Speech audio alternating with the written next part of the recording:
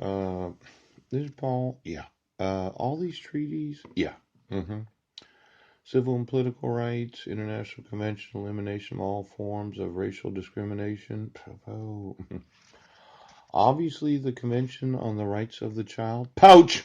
hmm the United States is the sovereign authority of Guam. Insular affairs. Yeah. hmm And I'm going to want their sovereignty enforced. Yes. Now, I've just mentioned to the state of Washington right now that the federal government is liable for your dissolution of marriage. Right now! Now, if that means the military has jurisdiction, Marines, yeah, I want this county to realize right now. I want the sovereignty of the United States enforced. Yeah. And for any federal employee to intentionally obstruct the jurisdiction of international courts, yep, because they just kind of play this political game, you can't do anything to me, yeah, I'll have you put in prison for violating the ethics of being an employee of the United States.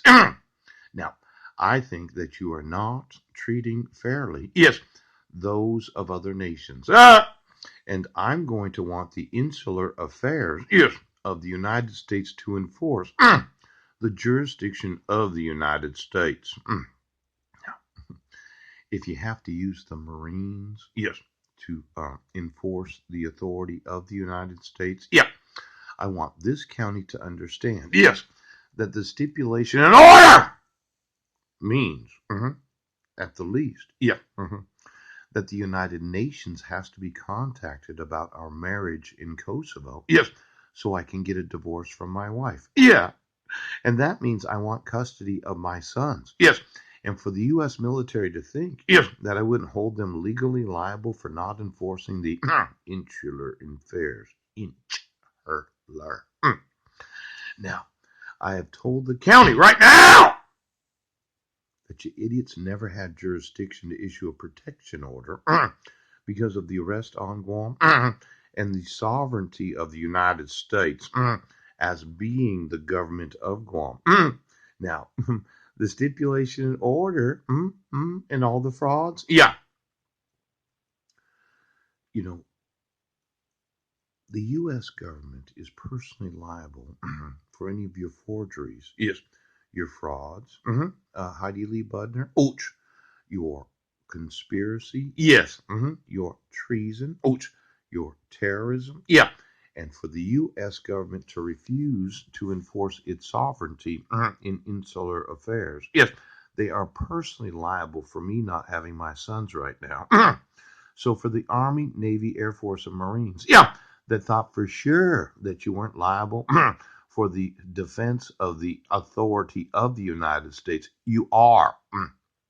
Now, you thought I was emailing CID because I didn't understand what was going on. Now, if you would give the sheriff a copy of what is known as, yes, just 1 second here. On the library, it might be this one. Nope, it's not that one. It's called the Insular Affairs of the United States. Yeah. I want, yeah, it's right here. Give him the Title 48 territories and insular possessions. Yeah. You'll find, yes, that the actual regulating of any contact, yeah, within the federal law, yes, it does. You know, I don't know what the military is doing right now, and I mentioned that draft. Yeah.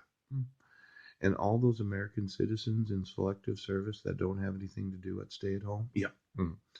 And all those personnel on U.S. military bases that have to stay 6 feet from each other. Yes. Can't be in the same tank at the same time. They can't be in the same ship at the same time. Can they be in the same airplane? I mean, how close are those 2 seats in the cockpit of those jets? They look like they're within 6 feet of each other. Now, it could be that we need to ground, yes, as in stop, yes, every known form of motor in the U.S. military for the next 3 to 6 months. Yeah.